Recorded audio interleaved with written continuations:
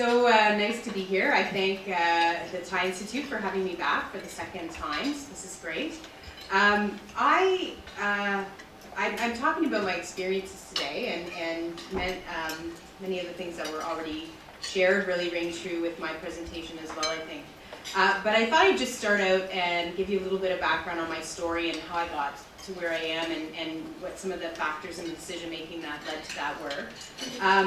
I started out, I think I always knew I should be an entrepreneur, because when I was a little kid, I sold Regal and I had a craft stand, and I was the overachiever when it came to, you know, the little trinkets that your school sends home and says that you have to sell to make money. I always got like the longest list of orders because I don't know, I just liked doing it.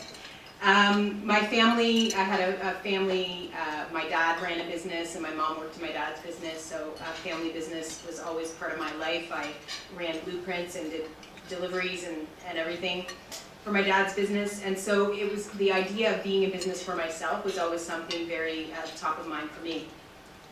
When I looked at where should I go to university and what did I want to do, I knew I wanted to study business and I was going to move to Toronto, so here I am.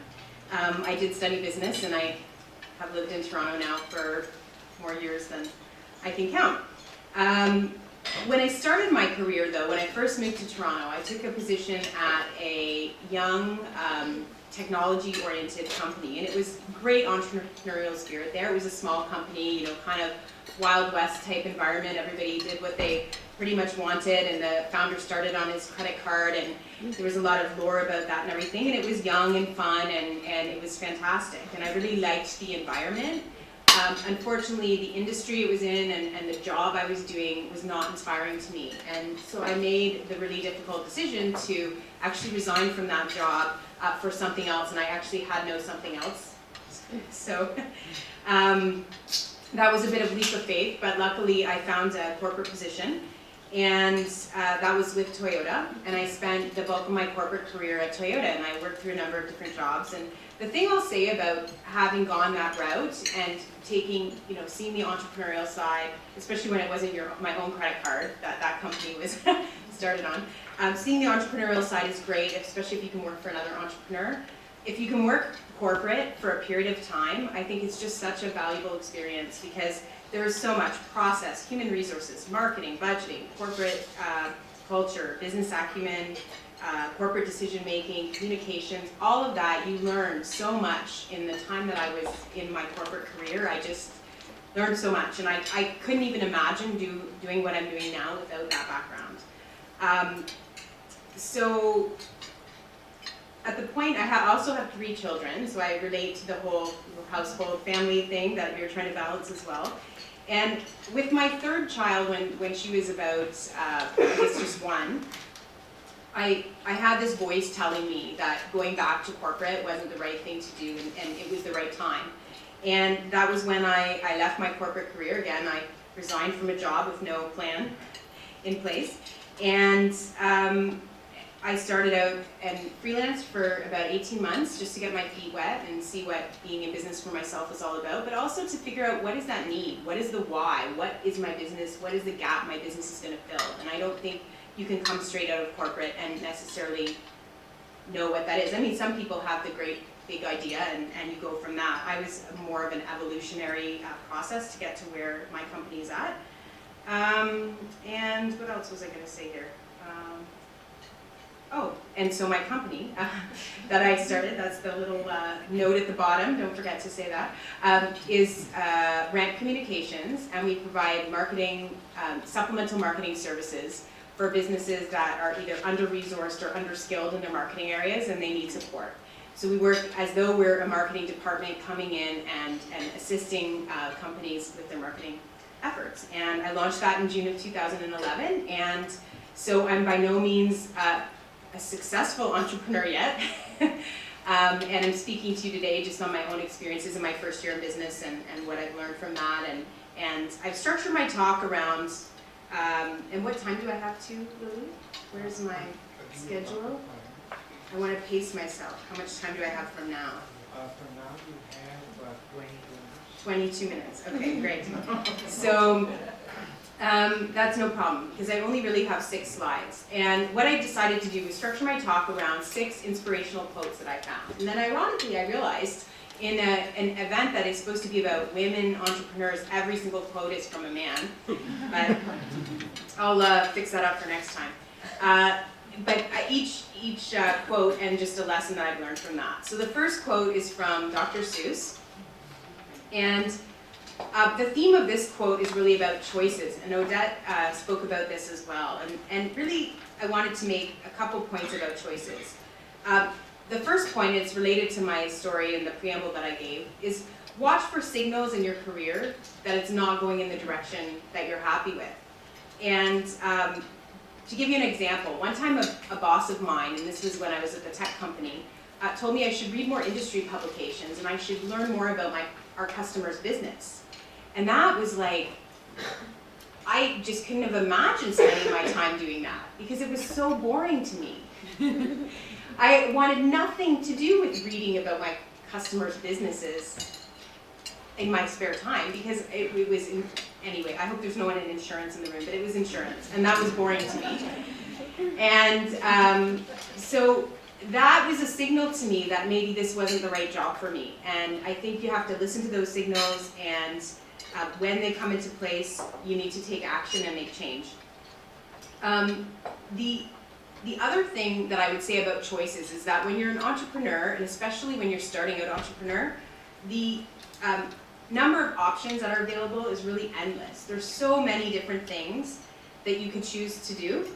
And until you actually make a choice about something and decide you're going to move ahead with that thing, then you won't do anything. And that is really, all the choices end up swimming around out there with so many options and so many possible directions, and each new option is an excuse to do nothing. And for the first 18 months when I was figuring things out, there was a little bit of that going on in my experience. And when I just said, I want to start a company, grow a business, and I'm just going to do it. And I made a decision one day. So you have to make the choice. The second quote, this quote is, everyone knows this quote because it's been done quite a lot lately. But this is a quote from Steve Jobs, and the theme on this quote is about courage. And I think courage is such an important thing. Again, Odette touched on this. It's related to choices because often to make hard choices, it requires a lot of courage. So that's one thing. Building a business, being an entrepreneur, being a business owner, it requires so much courage. There are so many things, like it's walking away from the safety net of a job with benefits and all the perks and the nice office and someone to make your travel arrangements and everything else. I mean, that's one. It's the courage to go against all the forces in your life that are going to tell you that this is silly or you're doing the wrong thing or how could you even think about that. It's the courage to put your business idea out there. Odette talked about this as well. Tell people and be willing for them to laugh at you and say, oh, you could never do that. Selling takes so much courage. Selling or helping, as I've now learned, which I love that analogy. It takes so much courage because half the time, or way more than half the time, people say no. And you have to get really comfortable with that. But I would say the biggest, for me, the biggest piece of courage is around the self-discovery process that owning a business and running a business really brings out in you. And what I mean by this, when you work in a company, in a corporate role, anything that you're bad at, that's okay, because there's someone else there to do it. If you're bad at selling, there's a whole sales department. That's their job. You don't have to do that. If you're bad at details, there's all those detail people that take care of it all for you, and you don't have to do that. If you're a bad presenter, somebody else gets to do the presentations, and you just prep the slideshows for them. I could give a million more examples, but you get my point, that when you're in a company with lots of people, there are many people to compensate for differences. When you're a business owner, every single thing that needs to be done, you have to do.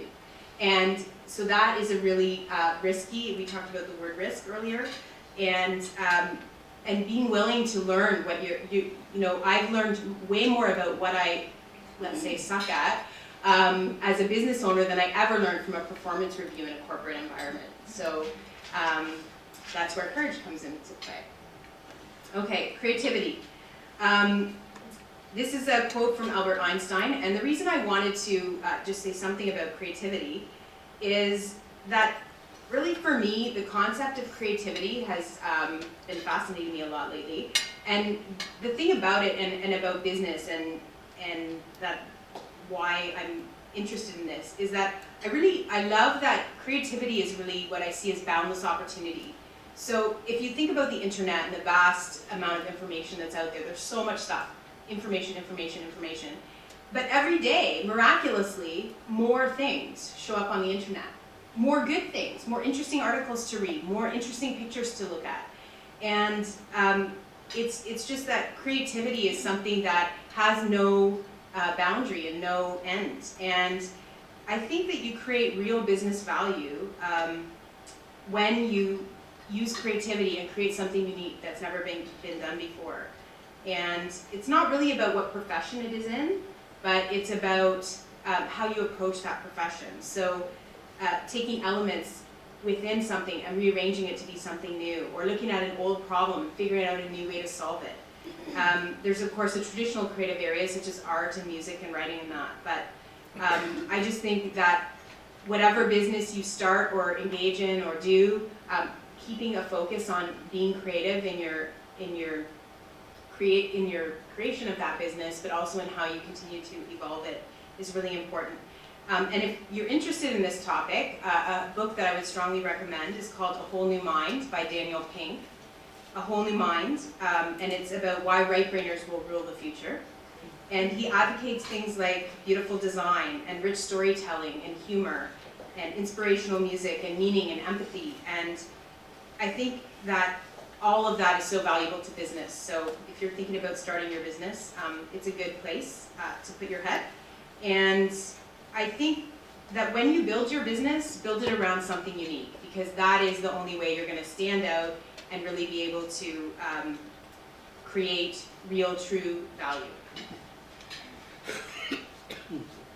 Okay, so the next quote is about determination, and again, Odette talked quite a lot about this. Something that I would say, again, I face every day. It's really easy as a business owner to get discouraged and think, have I made the right choice, and am I really doing the right thing? When you're in a corporate job and in a corporate environment, there are rules that tell you what to do every day. Your boss tells you what assignments to work on, you know what time you're supposed to show up, you know what time you're supposed to go home. And when you're an entrepreneur and you have your own business, nobody tells you what to do. So you have to tell yourself what to do, and that means you have to be motivated and get motivated every day. And then, if you hire a team of people and you bring them, you then have to motivate them too.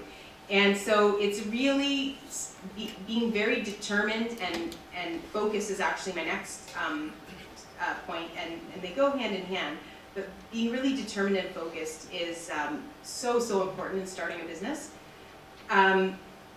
And I also had the point that I wanted to make here, which Odette made as well, is that there's a million great and brilliant ideas out there. They're all out there. They're just waiting. That's part of the creativity thing. The ideas are out there, and they're waiting to be tapped into. But the idea, the creativity piece of it, separate from the determination, doesn't actually create anything. It just is an idea that's out there. And so our jobs as entrepreneurs and as business owners who are creating things is to actually put it into practice. The other point I wanted to make on this slide is that you need to believe in what you're doing. If you have faith in what you're doing in your business, people will see that and they will feel that. And if your attitude and your confidence is so important in every interaction. And as soon as you get afraid and you convey that fear, people sense that and they think, okay, I don't believe them, because they don't believe themselves. So it's really, really important to believe what you're trying to achieve and stay determined to get there. Okay, the next theme, which, as I said, is related to determination, is focus. And personally, this one is the very, very hardest one for me. If I'm I don't know, does everybody know what Myers-Briggs is? If you don't, then Google it. And when you're Googling it, if you Google ENFP, that's me, you'll see that ENFPs are are very enthusiastically drawn to new ideas and opportunities, like crazy. So every one of you who I talk to tonight will be some new business idea that I want to go out and explore. And so as I said about the self-discovery thing, you learn about what all your weaknesses are, and I've really learned that's a really challenging one for me to rein in. So with focus, a couple points that I wanted to make. Firstly, there are so many forces that will compete for your time and attention. And you have to learn to say no when it counts. You have to learn what isn't the right path to follow. And it's so, for me, it's crazy hard, because one, I can't say no to anybody, and two, I am interested in everything. So I actually don't even want to say no. So it's, I think that what I've learned is that, when I feel like things are going a little bit off track and I look back to it, it usually comes back to that point. Secondly, pleasing people is a huge, huge way to lose focus, and that's actually the theme of this slide. You're constantly trying to cater what you're doing to what you think this person's going to like and that person's going to like, and it's really hard to actually build focus in one direction when you're doing that. The other thing I'd say about business, and I will admit that I don't actually think I've mastered this yet myself. As I said, this is all my working area on this item, but I think that what I want to start doing for my business is picking a couple really focused and specific things and try to do them really, really, really well, and then move on to the next thing, because sometimes when you bite off too many things, it gets really overwhelming. So if you narrowly define your scope, pick it, do it well, perfect it, and then add to that scope and add something else to your business is a good way to keep focused. And the support system is really important with focus. And that support system, and Catherine mentioned this too, that having a support system is really important. And that could be a mentor, it could be a coach, a colleague, a mastermind group. It's somebody who you've actually said, here's my focus, here's what I need to do. And this is the person that says to you, you're gonna what? Is that what you told me? And so you want those people in your relationships and in your business to keep you on track. So that is focus. And then lastly is authenticity. And I'll just ask you, just to kick this topic off, everyone's told a lie in their life, right? Everyone here's told a lie. Okay, so think about the biggest lie that you've ever told, whether it's to yourself or to someone you know, and you think about that lie. And think about, how does it make you feel? How does that make you feel? It makes you feel really, really bad, right? And if you're not authentic in your business, that is how that poisons your business, and that is what your business will feel every single day. And so authenticity is so important. It goes back to the why that Odette talked about as well. And I think looking at the quote and the message in the quote, which I really love, is that if your heart isn't really authentically behind what you're trying to do, the results, the output, whatever you deliver in your business, it's going to show. And that will permeate throughout your organization in so many ways. So it's important to understand really why you're doing things, and then move forward in that authentic way.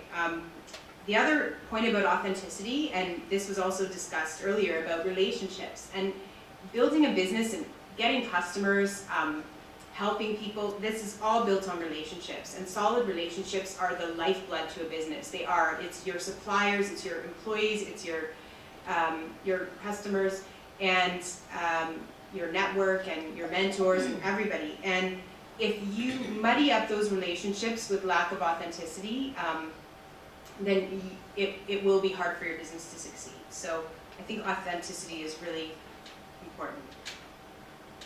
And we all want to make good soup, right? So. And so just in closing, I guess, just a couple closing thoughts that I had is that there are so many benefits to being an entrepreneur. It's fun, it's thrilling, it's liberating, and you can make your own schedule, and you can work from anywhere and things that some of the previous speakers have talked about. But just in my own experience in my first less than year having started my company, it's so hard. It's so much hard work, and it challenges you in so many ways that you never imagined. And it's not just on your schedule and your time, but it's all of these other things that I've made. And I think that if you're a younger person and you're thinking about being an entrepreneur and starting your own business, I think that there's a lot of benefits to working for others for a period of time. You may choose a more entrepreneurial environment to work in, or you may choose a more corporate environment, or you might do as I did and try both. But I think that choosing the right time to be in business and start your own business, it's important to be ready for it. So that was one closing point I wanted to make. I also think mistakes are inevitable. You're never gonna, and if you're a super high achiever and you've always done everything perfectly, starting a business is not for you because it's impossible. And having a strong support system is really, really important. And I mentioned that earlier, but that was also one of my closing thoughts. So that was what I wanted to share. So thank you for your attention, and I'm happy to take questions.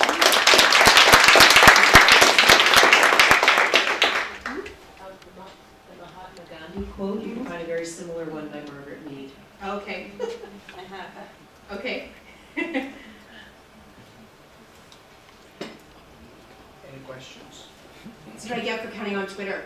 Oh no, that was a good quote, I'm sure Okay. that was his. but Oh, if okay, you want a okay. girl. Oh, there's, if you want a girl, okay, okay. I thought you meant it wasn't the right No, person no, quoting no, it. no, I'm sure. Okay. Shelley, I wanted to ask you, you had a different background when you were working in the corporate field.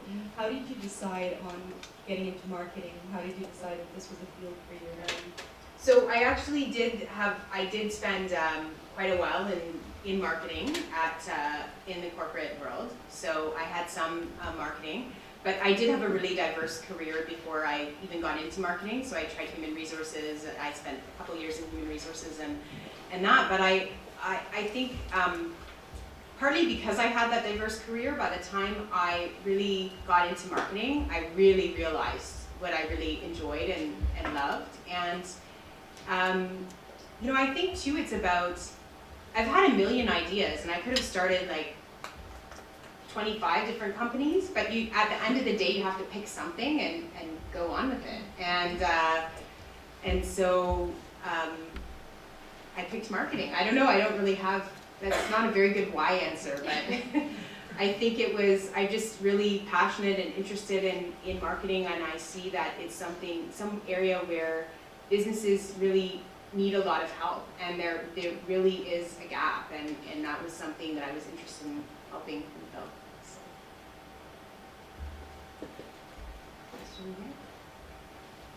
There are so many marketing companies around, and usually when somebody starts a company, they think, okay, let's do something different because I have my market share, my niche, and something.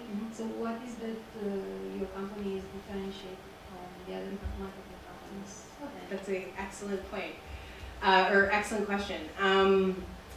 So I worked client-side marketing. So I worked for a company, and I was experienced on being the client-side marketing person. And I worked with a lot of marketing providers throughout that time when I was client-side. And my frustration with the marketing providers that I worked with was that they were trying to do marketing, but they weren't actually thinking about my business as much as I was. And so I didn't feel like I always had the best support in terms of really understanding, you know, it's not about making the most creative or TV commercial that's going to win an award, but my business is about selling cars and understanding that. And I really wanted to be a marketing service provider that took the client's perspective. And so, one, I work with my client business owners as though I'm their right hand in marketing. So as I'm their marketing director, I put as much into it as if they'd hired me to be their marketing director. So that's the main, I guess, thing. And really just looking at what is the gap. Like, the other piece of it for me was that marketing departments are all crazy busy. Everybody in marketing is too busy and can't get enough stuff done and has more on their list than they want to do. And marketing service firms are mostly oriented around, well, I'll do your digital media, or I'll do your print design, or I'll do, like, they do all the pieces. But the part that's missing from the marketing, from internally in the marketing companies, is somebody to help oversee and manage all of that. And so that's where my firm comes in and helps make it easy. So, thank you for asking. You mentioned that like people that are younger should wait a little longer and get more experience before starting a business. But don't you think it's like when you're younger, like you can afford to take the risk more? Yeah, that's Shouldn't it? yeah. So do you like why do you recommend waiting or? I don't know, because I did. That's not a good reason. Because, well, you're right, and that's actually an excellent point. I'm glad you made it, because I have 3 kids, and I have a busy household, and I have a lot of pressures and forces on my time, and that's one thing that I actually don't have nearly as much of now as I had when I was 22 or 25. So there's the balance, and I guess why I said it was because I was thinking so much, and I said this to the women that were sitting at the table with me earlier, is I guess it's because I feel like what I'm doing is so not easy, and I feel like I have all this good wealth of business knowledge and experience backing me, and it's and even with all of that, it's not easy. And so I just think, what did I know when I was first out of university about business, and I can't even imagine doing this now. But that doesn't mean there's not different ways you can do it, right? So.